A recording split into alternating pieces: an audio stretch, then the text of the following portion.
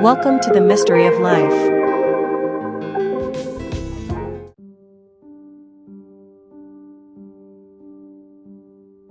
A ghost is the soul or spirit of a dead person that can be seen by the living. They can appear to be translucent, see-through, or barely visible wispy shapes, to realistic, lifelike forms. Some people say they can see ghosts, while others have never had the experience. According to a 2009 study by the Pew Research Center, 18% of Americans say they have seen a ghost. Ghosts are also called apparition, haunt, phantom, poltergeist, shade, specter, spirit, spook, wraith, demon, and ghoul. What happens when we die is a mystery. The belief in the afterlife dates back to before humans could even read and write. Some religious practices, like funeral rites, exorcisms, and some forms of spiritualism and ritual magic, are intended to help the dead go in peace. They are specifically designed to rest the spirits of the dead.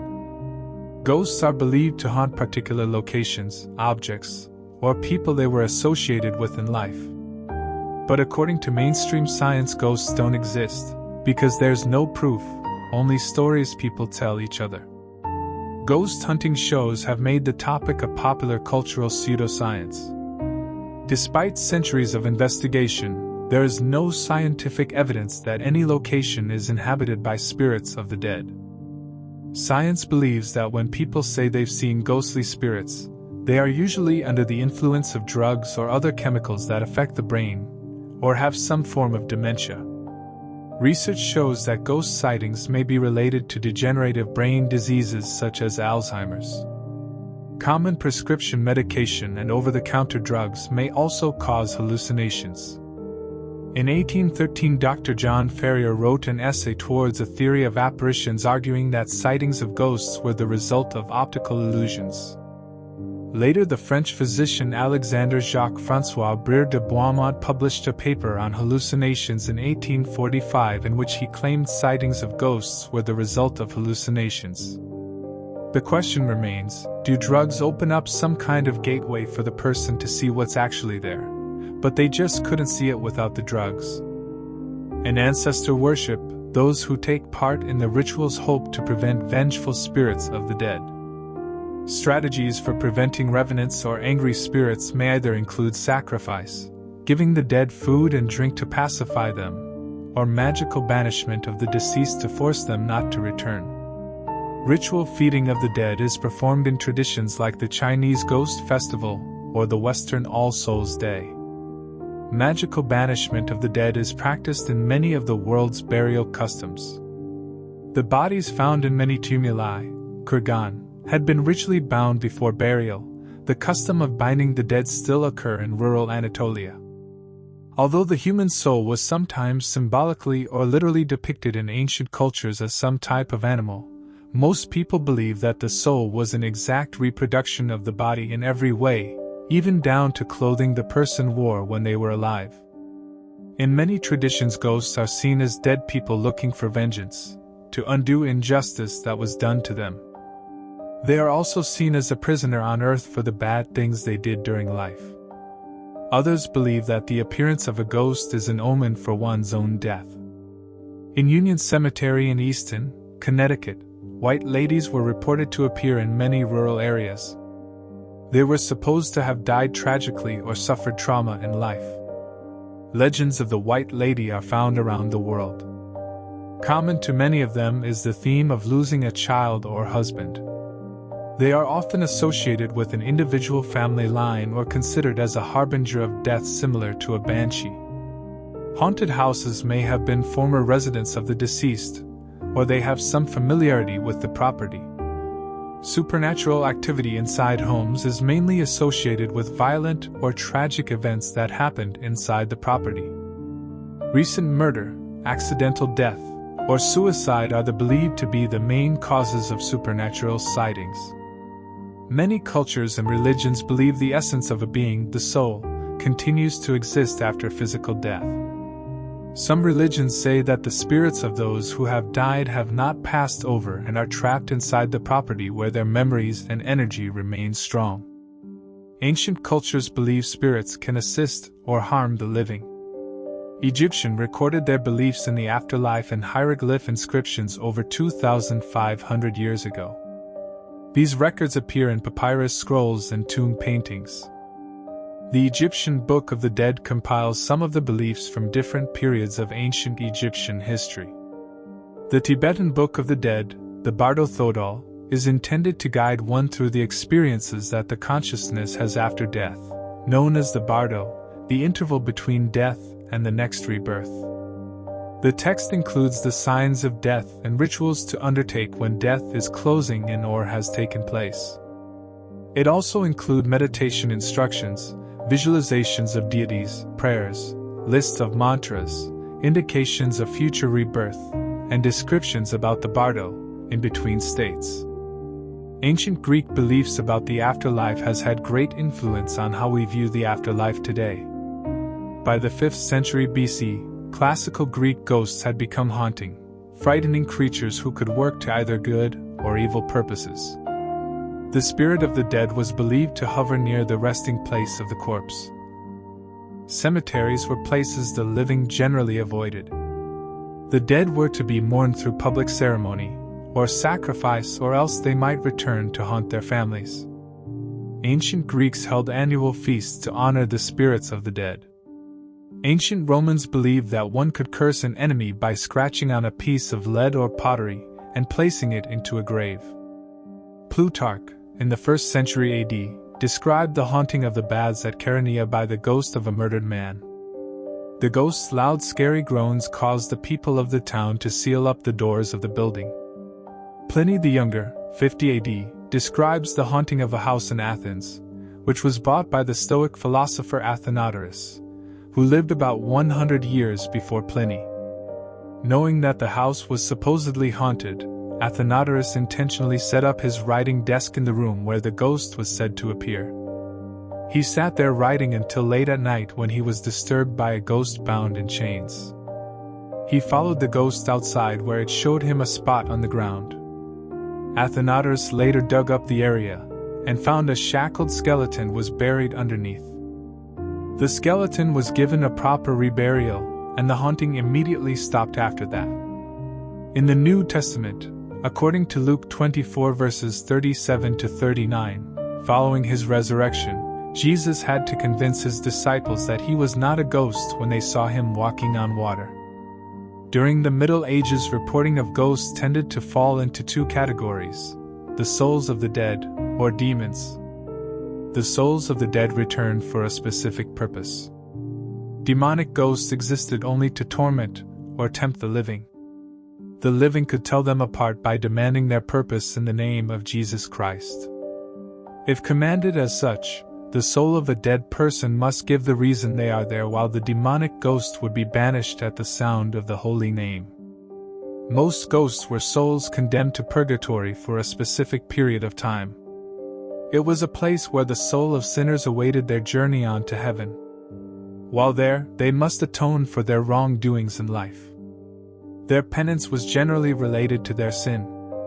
These ghosts appeared to the living to ask for prayers to end their suffering. Other dead souls returned to urge the living to confess their sins before their own deaths.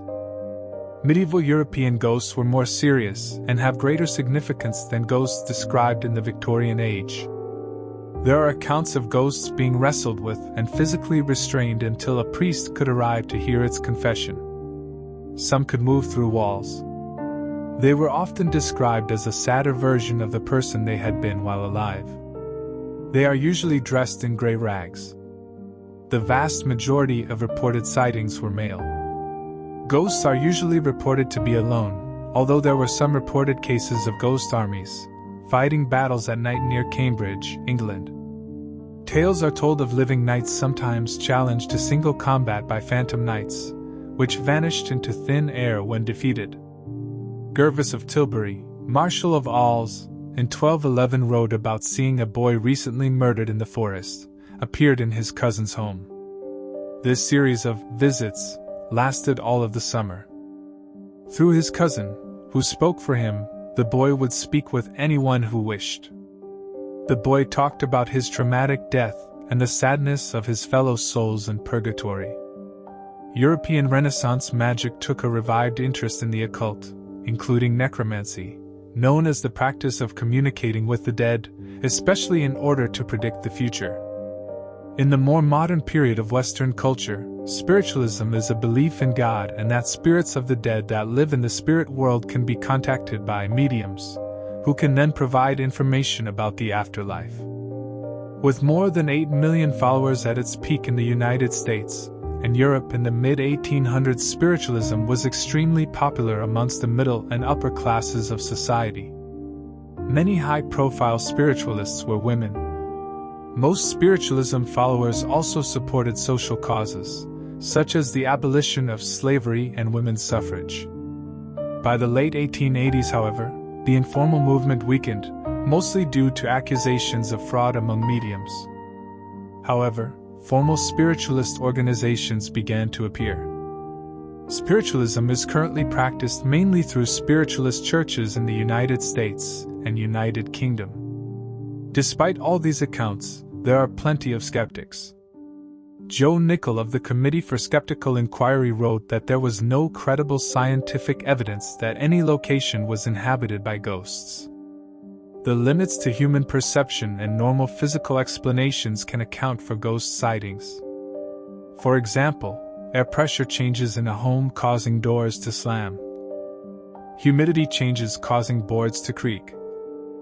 Condensation in electrical connections causing intermittent behavior. Or lights from a passing car reflected through a window at night. Pareidolia is the tendency to recognize patterns in random perceptions. It is what some skeptics say causes people to believe that they have seen ghosts. The sensitivity of human peripheral vision alone can account for reports of ghosts seen out of the corner of the eye.